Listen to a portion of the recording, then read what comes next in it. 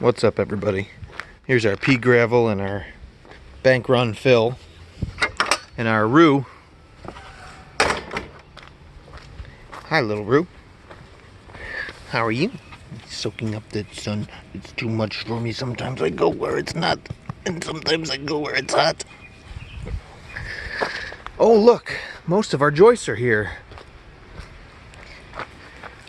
So what's the holdup? Well, this is 24 feet roughly. And so I bought, to make these beams, 2 16s and then 2 10s, because you need 9 foot something here. Anyway, I got into building these beams and I went looking for my 10s. I couldn't find them, so I ended up cutting 12s, which were sitting there waiting to become joists. I cut 12s down to 9 foot something to make up the rest of the beam, and lo and behold, I mean, I knew it, that I had consumed my 12s that were going to be used for floor joists. So I got to have 1, 2, 3, 4. Oh, and a rim joist over there at the very end, even though it'll be an extra small bay. 5 joists, 5 more 12s. And anyway, I get down in the pile out front and I find that they're stuffed in there out of sight and buried. So the 10s are in there. I got to take those 10s back. I got to get some 12s and then I can throw these in. And we left them out of these places that are kind of difficult. As you can see, the layout works out, you know, right on top of those through lockers. So I'll just zip those out one at a time and lightly countersink for the whole, you know, I'll do a light countersink with a spade bit for the whole thing, and then I'll send it back together and it'll sit down in there flush. Then I can apply the joist hanger over top, and I think I'll get away with that. If I have to skip one screw in a joist hanger, I mean, don't tell anybody. Don't you tell anybody. We'll be just fine. And then we'll joist tape the tops.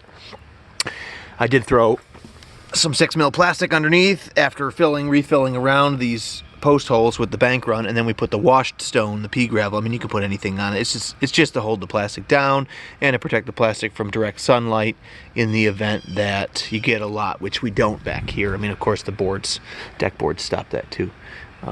But every little sliver, and it does migrate across the plastic as the sun moves, and every little you know, area between every little board would basically eventually bake out and destroy that plastic over enough time. So anyway, the stone holds it down from blowing away, and it protects the surface of it, and it looks nice. And we don't get anything with dirt and fines in there because they will hold more moisture. It's also meant to be a humidity barrier. So all in all, looking good, except our holdup is the work truck. Weeks and weeks and weeks, coming up on 2 months now, chasing an intermittent problem with that machine, and I had been creeping around with it. Finally, I took it to a specialist, but it takes time to get in to see him, and then it takes time for them to look at it, get to a point where they're looking at it. So anyway, the whole scenario, everything I've got to do calls for the truck. So you'll notice we are not updating this project right now, which sucks because our whole schedule is backing up. And even drilling for more posts out here at the lower level requires the truck to bring the machine, requires the truck to take the machine back, and trading that lumber requires the truck. We did try and put it on the top of the Subaru, but it's too heavy putting 10-footers up there, and then going to get 12s is even more weight. So anyway, that's where things are, and hopefully we get back to that soon. But I just realized today that I hadn't even shown you the joists.